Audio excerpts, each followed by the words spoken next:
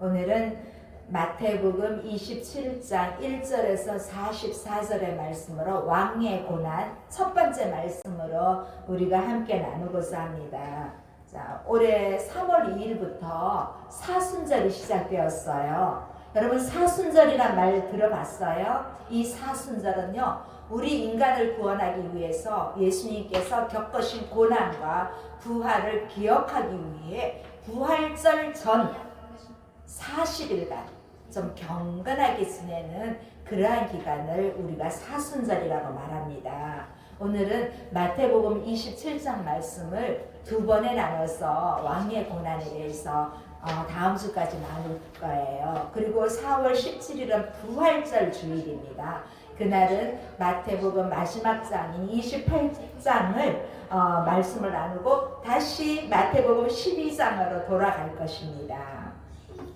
오늘 마태복음 27장 1절 2절에는 산헤드린 공회가 예수님을 밤새도록 신문했습니다.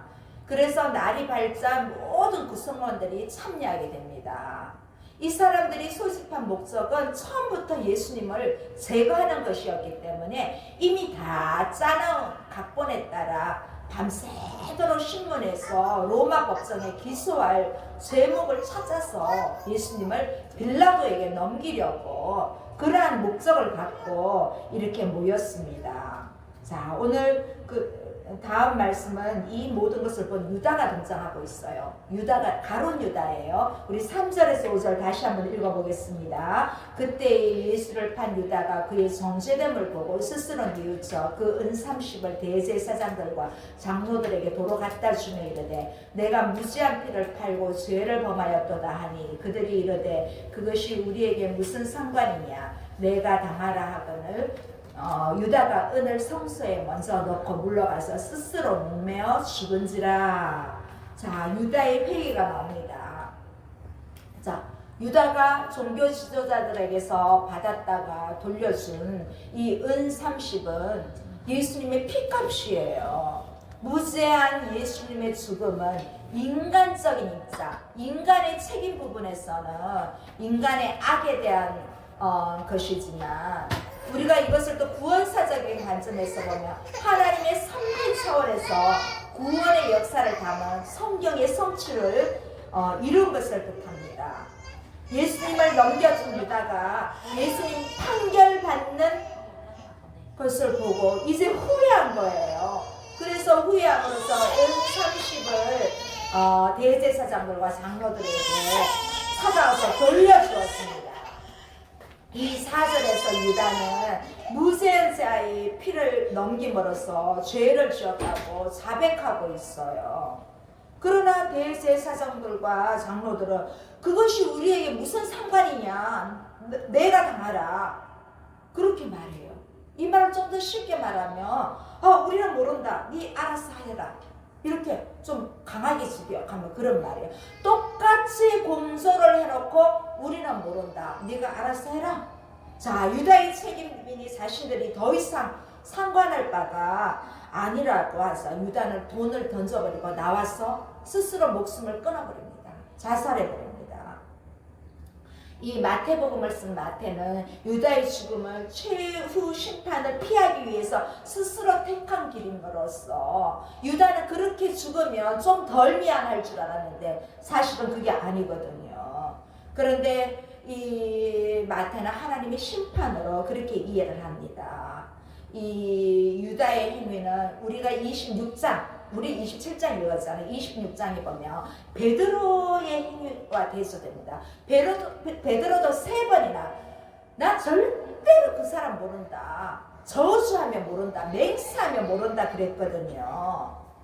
그런데 베드로는 예수님의 말씀이 생각이 나서 밖에 나가서 심히 통곡하며 회개했습니다. 그런데 이 유다는 잘못을 회개한 게 완전한 회개까지 안 갔어요. 그냥 뉘우치기만 했습니다. 이 뉘우침은 회개를 위한 첫 단계인데 이 유다는 뉘우치기까지만 했어요. 그런데 베드로는 회개까지 했습니다. 우리는 뉘우침에 머물러 있으면 안 됩니다. 여러분이 하나님 앞에 내가 잘못한 게 있으면 내가 잘못했지 이렇게 하고 끝나면 안 됩니다. 행함으로 와야 됩니다. 여러분이 가족이나 친구들 사이에 뭔가 잘못했을 때 내가 왜 이러지? 이렇게 끝나면 안 됩니다. 여러분 사과해야 됩니다. 그게 회개입니다.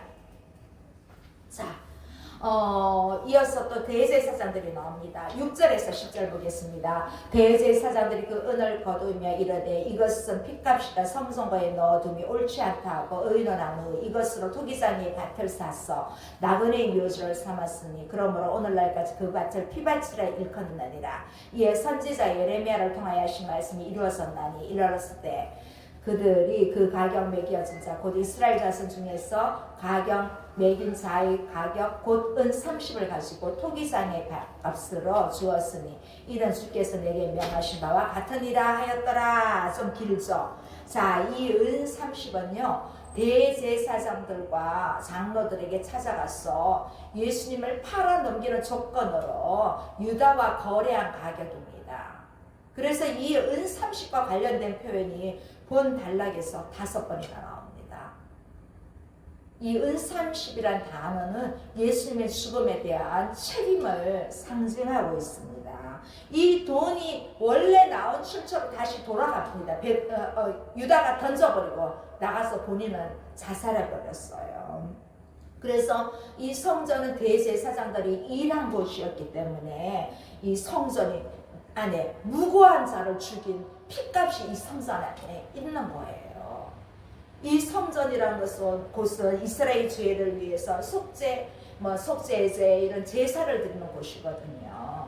그런데 이 제사장들이 성전에서 무지한 죄의 핏값을 은 30냥을 여기서 지불했습니다. 그래서 그 돈이 다시 이 성전 안으로 들어온 것입니다. 돈을 지불한 이 제사장들의 무지한 그 자의 피를 흘린 직접적인 책임을 피할 수가 없는데, 그런데 뭐라고 합니까? 이들은 이 모든 죄가를 유다에게 돌려버렸잖아요. 이 유다가 은 30에 예수님을 판 것은요,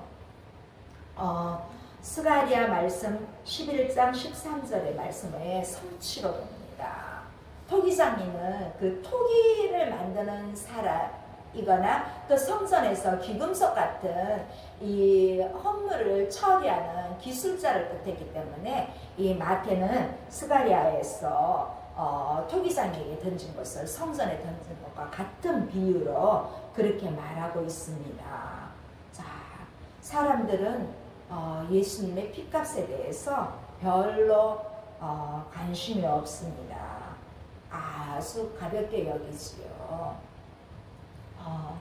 우리도 보면 정말 이 예수님의 피, 특히 레위기에 보면요, 여러분 레위기 큐티 하셨으면 읽어보셨으면 이 피 흘림에 대해서, 피에 대해서 되게 많이 우리 큐티를 봤어요. 여러분 다 보셨는지 모르겠네요. 자, 그런데 우리는 정말 이 어려운 시대에 기독교가 정말 영향력을 발휘해야 되는데 성도들이 이 코로나와 함께 영적으로 너무 많이 다운되어 있습니다. 반면에 어떤 교회는 코로나지만 전도되어 온 사람들이 전보다 더 많은 교회도 있다고 합니다. 복음은 우리가 예수님의 피로 흘린 이 십자가로 우리에게 주신 선물이기 때문에 우리는 믿지 않는 자들에게 착한 행실로 영향력을 펼쳐야 되는 것입니다. 이제 예수님은 천국 앞에 서 계십니다. 11절에서 14절 볼까요? 11절에서 14절 예수께서 천국 앞에 섰으며 천국이 물어 이르되 내가 유대인의 왕이나 예수께서 대답하시되 내 말이 옳다다 하시고 대제사장들과 장로들에게 고발을 당하되 아무 대답도 아니하시는지라. 이 빌라도가 이르되 그들이 너를 쳤어 얼마나 많은 것으로 증언하는지 듣지 못하느냐 이라 하되 한마디도 대답하지 아니하시니 천국이 크게 놀라워하더라. 자, 예수님이 빌라도 앞에 섰을 때 재판석에 앉아있던 빌라도로부터 맨 처음 신문받은 내용은 내가 유대인이냐, 유대인의 왕이냐인 것입니다. 특히 이 제목이 유대인들에게는 예수님을 빌라도에게 고소한 가장 핵심적인 그러한 내용입니다. 빌라도의 질문은 예수님이 로마 통치에 정치적으로 직접 도전하고 있는 인물인지 그렇게 묻는 것입니다. 자, 그런데 뭐라고 합니까? 예수님은 스스로 내가 그다고 인정을 합니다. 유대인의 왕으로 인정하며 빌라도에게 내 말이 옳도다 그렇게 말해요. 그런데 이 말은요, 예수님이 왜 유대인의 왕이라고 하셨냐면 예수님의 의도는 지금 현재에서 왕이 될 것이라고 하는 그러한 의미가 아닙니다. 또 앞으로 정치적인 야망을 가지고 내가 왕이 되겠다 그러한 표현도 아닙니다. 예수님이 내가 그로다 네 말이 옳도다 한 말은 앞으로 예수님은 앞으로뿐만 아니라 지금 현재 메시아로서 왕이라는 것을 사람들에게 천명하신 것입니다. 메시아는 분명히 구약에 예언한 대로 유대인의 왕으로 나와 있고 다윗의 뒤를 이을 영원한 왕으로 예수님은 그렇게 해서 유대인의 왕이냐 물었을 때 내 말이 옳도다 그렇게 예수님은 대답하신 것이에요. 자, 대제사장들과 장로들은 예수님이 로마와 유대의 질서를 위험하는 인물로 빨리 처리해야 할 것을 강조하고 있습니다. 이 로마법에는요, 한번 고소한 부분에 대해서 아무 말도 안 하고 침묵하는 사람들에게는 한번 이렇게 좀 변화할 수 있는 기회를 줍니다. 그래서 빌라도가 보기에는 예수님의 말씀에서 정말 가이사에게 반역할 그런 실질적인 왕으로 보이지 않거든요. 또 만약에 빌라도 보기에 예수님이 그런 반역자로 보일 것 같으면 풀어주려고 애쓰지 않았을 것입니다. 너무 빌라도가 보기에는 예수님이 초라해 보이는 거예요. 연약해 보이고 그렇다고 함께 으쌰 해주는 동조자도 없고 오직 예수님 혼자 그렇다고 해서 반란의 흔적도 보이지 않아요. 예수님은 이미 겟세마네 동산에서 죽음을 각오하고 죽음의 잔을 마실 것을 다짐했기 때문에 자신의 생명을 위해서 변화하거나 투쟁하거나 그런 걸 하지 않았어요. 그냥 묵묵히 계시는 거예요. 단지 주님이 가셔야 할 운명의 길을 향해서 나아가고자 할 뿐입니다. 그 당시 이 식민지 백성들에게 해주는 게 있었어요. 그 관습처럼 빌라도는 그 식민지 백성의 문화를 존중한다는 것을 보여주기 위해서 정치적인 그 행위로 죄수를 풀어주고자 하는 그런 게 있었어요. 이 유대에는요. 자, 15절에서 18절 한번 볼까요? 명절이 되면 총독이 무리의 청원대로 죄수 한 사람을 놓아주는 전례가 있더니 그때 바라바라 하는 유명한 죄수가 있는데 그들이 모였을 때 빌라도가 물어 이르되 너희는 내가 누구를 너희에게 놓아주기를 원하느냐 바라바냐 그리스도라는 예수냐 하니 이는 그가 그들의 시기로 예수를 넘겨줄 줄 알미더라. 자, 빌라도는 이 문제를 처음부터 종교적인 문제인 줄 알고 있었어요. 그들이 고사한 내용도 다 종교적인 문제인 걸 알고 있었고요. 또 무엇보다도 이 내용은 유대인들이 다른 사람도 아닌 동족들 예수님을 통해서 이 유대인들의 시기로 넘겨준 줄 안다. 그렇게 알고 있었습니다. 빌라도 총독은 최우적으로 마지막으로 유대인들에게 선택권을 주었습니다. 바라바냐 아니면 그리스도라는 예수냐. 자, 이렇게 물었지만 그 무리들은 뭐라고 합니까? 한결같이 바라바를 풀어주라고 합니다.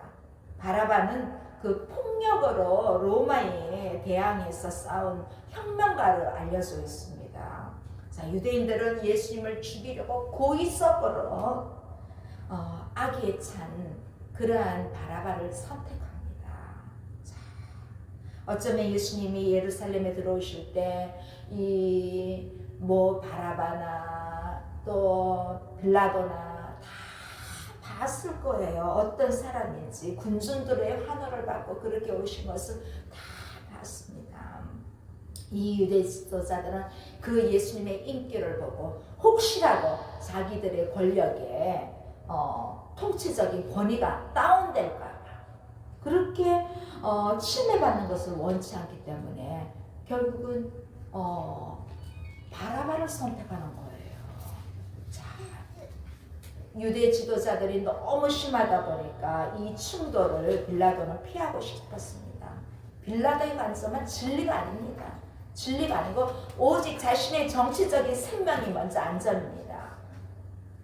그런데 판결을 하려고 하던 순간에 빌라도의 아내가 꿈꾼 이야기를 전달합니다. 19절 보겠습니다.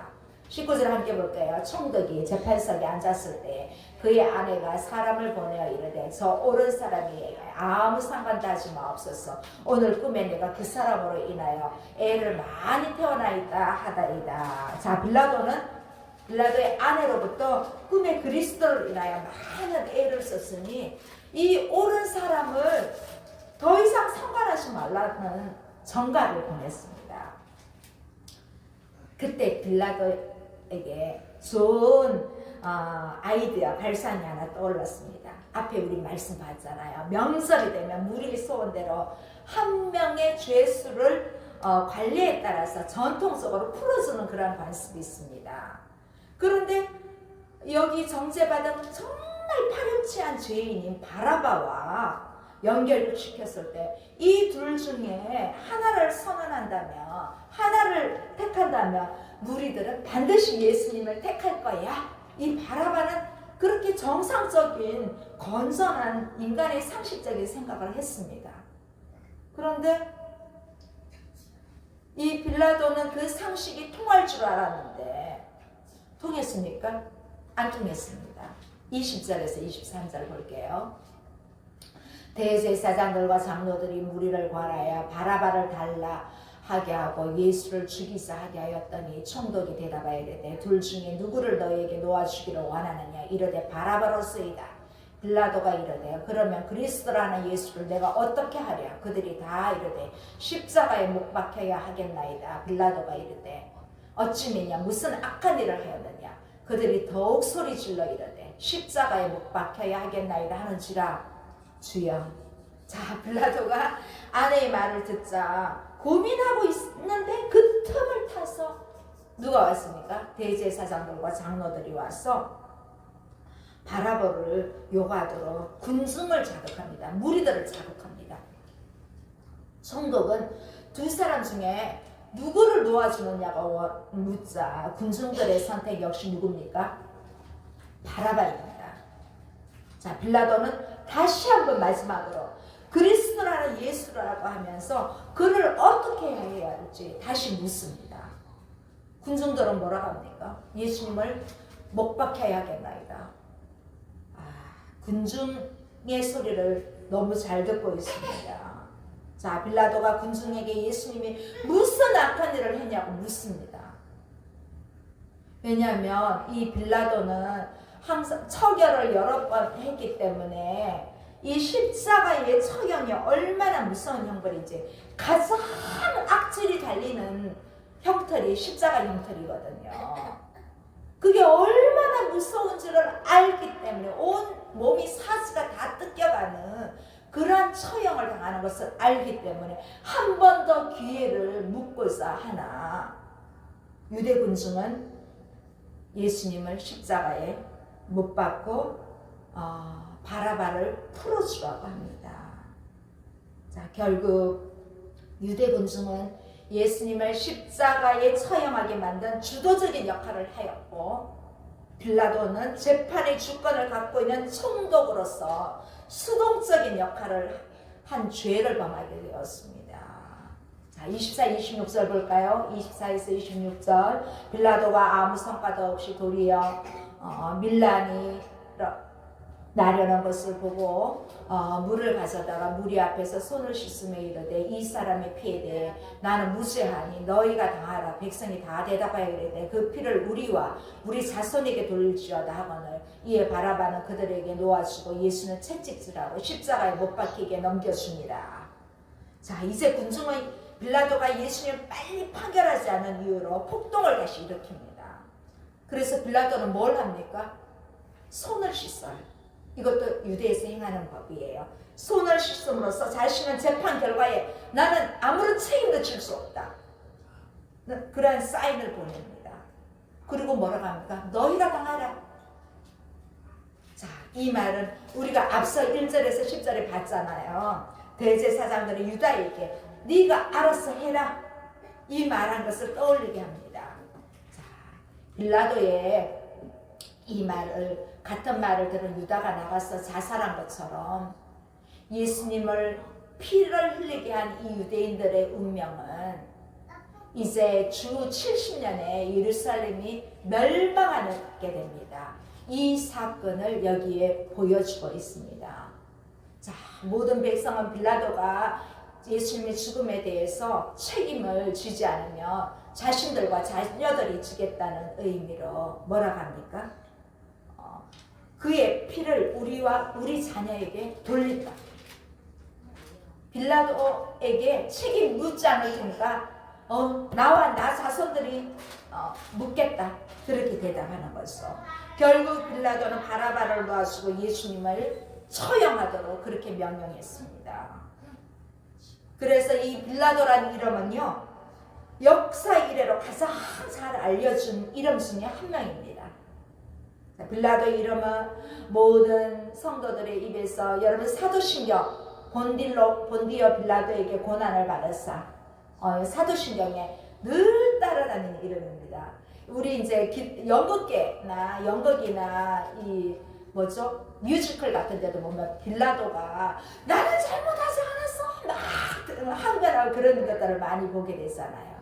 그런데 이 빌라도는 이렇게 불명예스럽게 남아있는 것은 유대인의 왕이신 예수님을 죽이는 일에 결정적인 재판을 집행했기 때문입니다.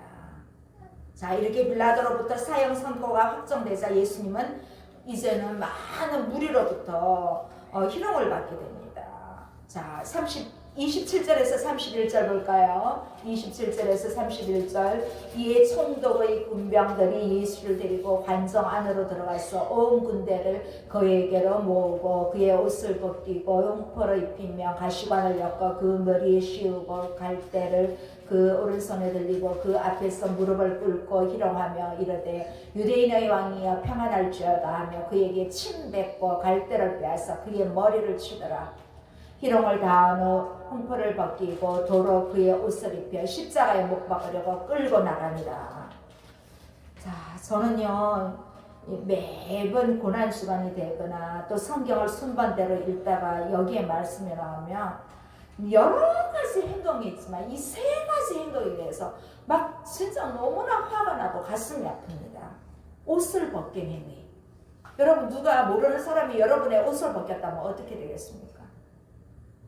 또 침 뱉는 거. 누가 여러분 지나가는데 침 뱉어봐요. 얼마나 기분이 나쁘겠어요. 또 하나, 머리를 쳤다는. 좀 여러 가지 한 행태가 있지만 저는 제 개인적으로는 이 세 가지 행동이 너무나 마음이 아픕니다. 누가 나한테 그렇게 했다면 진짜 몇 날 며칠을 괴로울 것 같아요.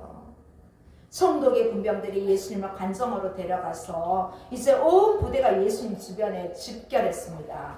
관정 안으로 끌려가신 예수님은 무리들에 의해서 이렇게 말할 수 없는 희롱을 당합니다.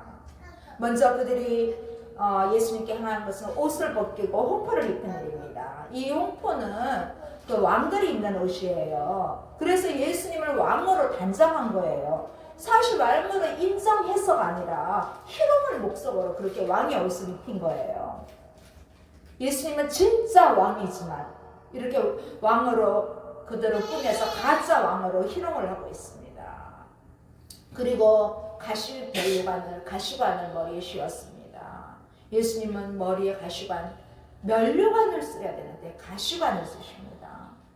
그렇게 해서 또 오른쪽에는 갈대를 꼽아놨습니다. 이 갈대는요, 임금의 손에 들린 호를 상징하거든요. 그리고 그렇게 만든 꾸미는 왕 앞에 무릎을 꿇고 희롱하면서 조롱하는 거예요.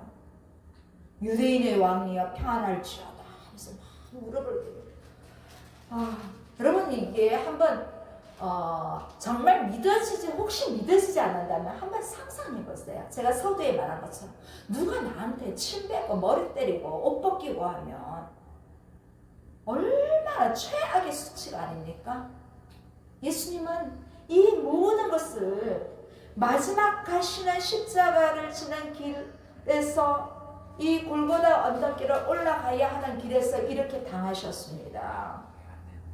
예수님을 십자가에 못 박기 위해서 끌고 가셨다고 합니다. 예수님은 그만큼 힘이 없는 거예요. 이 끌고 가셨단 말은 예수님이 십자가의 형터를 쥐고 갈 만한 힘도 없었기 때문에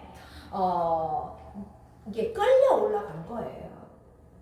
왜냐면 예수님은 밤새도록 전날 기도하시느라 피곤하시고 이리저리 끌려다니면서 채찍받고 그러면서 떡도 물도 한 모금도 안 마셨고, 그러다 보니까 육신을 가지고 세상에 오신 예수님은 우리를 위해서 이런 고난을 마다하지 않고 다 겪으셨습니다.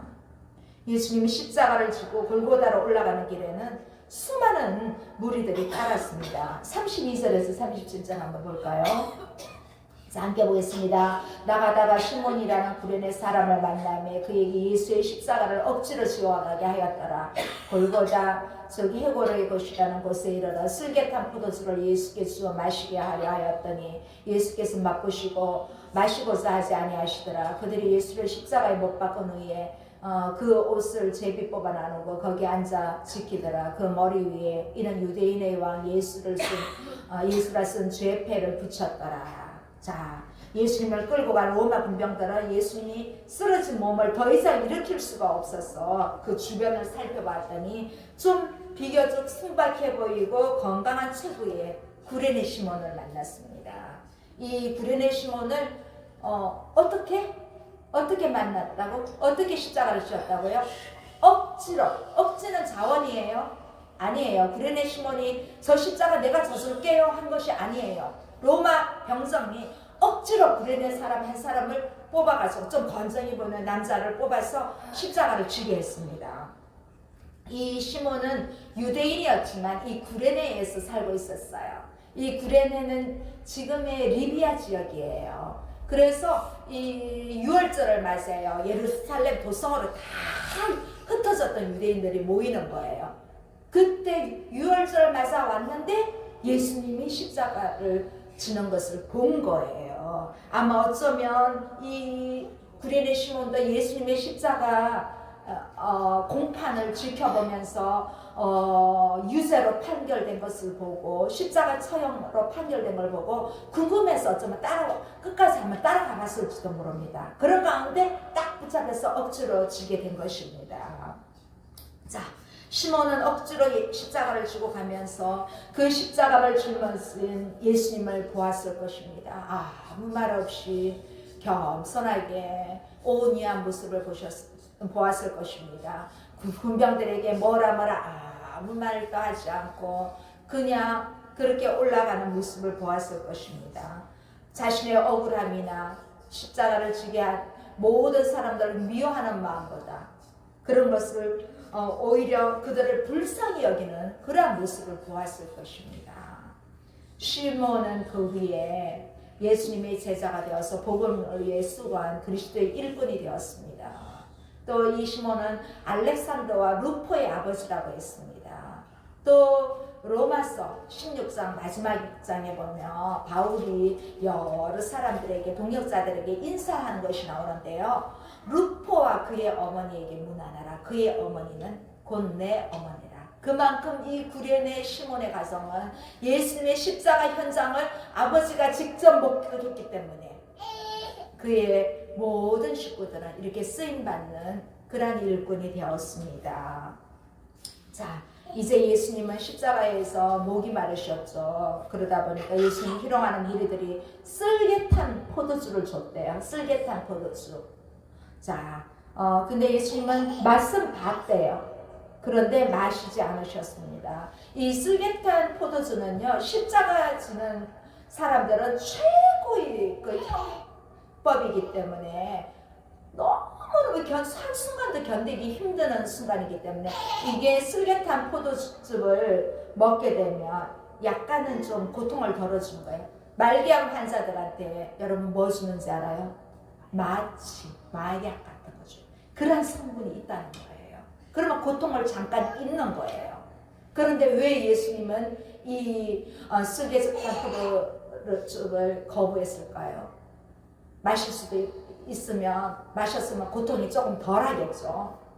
그러면 예수님은 그러한 고통까지도 온 인류를 향한 죄인들을 향한 예수님의 대속 제물로서 필요한 것이기 때문에 마시지 않았습니다. 여러분 우리에게도 가끔 십자가가 옵니다. 이 십자가란 말은 진짜 뭐 십자가가 온다는 게 아니라 이 고통이 온다는 거예요. 여러분의 고통이.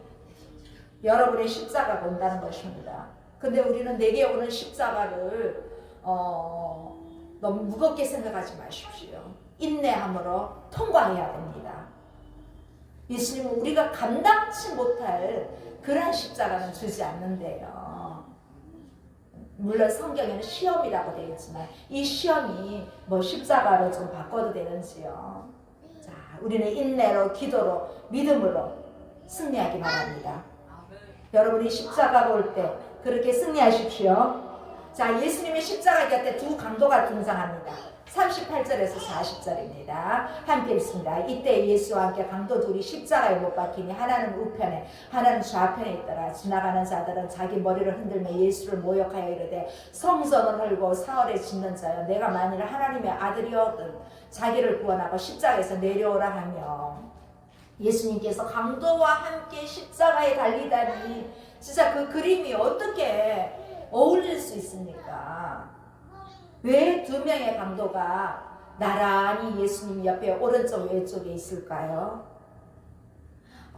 좀 이 그림은 가운데 예수님 양쪽에 강도들이 있는 이 그림은 우리에게 시사해주는 의미가 있습니다. 자, 바로 이들은 우리 인간을 대표하는 죄인들의 모습을 볼 수 있습니다. 우리는 다 하나님의 심판을 받거든요. 우리는 영원히 정죄받을 강도 같은 자들이죠. 내가 뭐 남의 거 훔쳤어요? 내가 뭐 사람 죽였어요? 내가 왜 강도예요? 이렇게 할 수 있지만 우리는 강도 같은 존재예요. 크고 작다는 것 뿐이에요. 하나님의 은혜로 값없이 예수 그리스도를 믿음으로 우리는 의롭다 하심을 받은 자들이에요. 그래서 예수님이 십자가 위에 서실 때 한편 강도, 뭐 굳이 성경에 이제 우리가 오른쪽 왼쪽이지만 사실은 나중에 구원받은 사람이 어느 편 강도인지는 모르는데 성경에는 오른쪽을 좀 더 좋게 얘기하거든요. 왼쪽을 좀 안 좋게 얘기하고. 자, 예수님이 십자가에 서실 때 왼편 강도를 통해서 율법의 저주로 영원히 멸망받을 그런 인간의 길을 보여주셨습니다. 예수 믿지 않고 영원히 멸망에 이르는 인간의 모습을 보여줬습니다. 또 오른편 한편 강도를 통해서는 하나님의 은혜로 예수 그리스도를 믿음으로 하나님의 의로 생명을 얻는 거예요. 이 한편 강도가 나중에 회개하거든. 우리가 다음 주에 볼 거예요. 회개해요.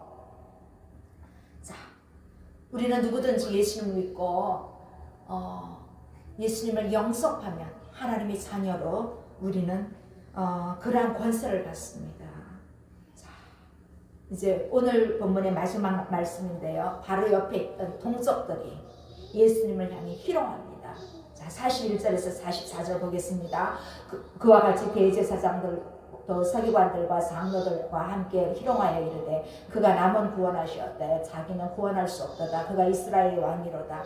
지금 십자가에서 내려올지어다. 그리하면 우리가 믿겠노라. 그가 하나님을 신뢰하니 하나님이 원하시면 이제 그를 구원하리라. 그의 말이 나는 하나님의 아들이라 하였도다 하며 함께 십자가에 못 박힌 강도들도 이와 같이 욕하더라. 자, 아직 두 강도도 욕하고 있습니다. 네, 다음 주에 한편 강도가 회개합니다. 자, 군중들이 예수님을 조롱했던 것처럼 같은 동족의 윗자리에 있는 종교 지도자들인 대제사장, 서기관, 장로들이 하나님의 아들이면 십자가에서 내려오라 그렇게 말하고 있어요. 그리고 하나님을 신뢰하는 하나님의 아들이라면 십자가에서 내려오라고 놀리고 있습니다. 지나가는 사람들도 예수님을 모욕하면서 빨리 내려와! 십자가에서 내려오라고 비웃고 있습니다. 오늘 결론의 말씀으로 지금 이 십자가에서는 하나님의 부세의 상징처럼 보이는 십자가의 수치에서도 예수님은 끝까지 하나님 아버지를 신뢰합니다. 아들에게 하나님 아버지의 함께 하심에 대한 절대적인 신뢰가 있기 때문에 예수님은 죽기까지 순종하면서 하나님의 계획인 구원의 역사에 구원을 성취하고자 마지막을 더욱더 하나님을 신뢰하고 있습니다. 십자가의 고난은 하나님의 부세가 아니라 하나님의 역사에 강력히 개입되는 하나님의 섭리를 보여주고 있습니다. 우리가 살아가면서 하나님 뜻대로 살기 위해서 막 애쓰는데도 시험이 옵니다. 환난이 닥칩니다. 안 좋은 일이 자꾸 옵니다. 그래서 당혹스럽습니다. 실망도 되고 왜 내가 믿는 하나님은 나에게 이런 시련을 주시나 이런 실망도 갖지만 우리는 언제나 하나님의 택한 백성으로서 우리는 끝까지 예수님이 하나님 아버지를 신뢰한 것처럼 저와 여러분도 하나님을 신뢰하는 것을 놓지 말아야 합니다. 자, 이 사탄은요 언제나 택한 백성을 믿지 못하게 이 하나님을 믿는 신뢰심을 건드립니다.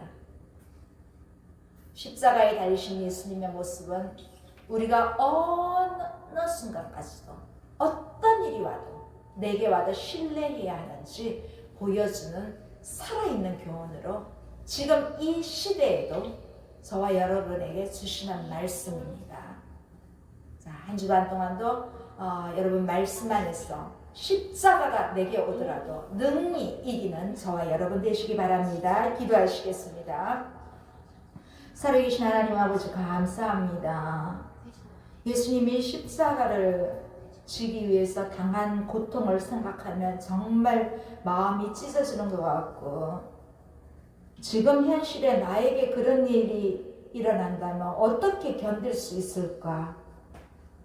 만약에 우리가 당했다면 진짜 괴로워할 것입니다.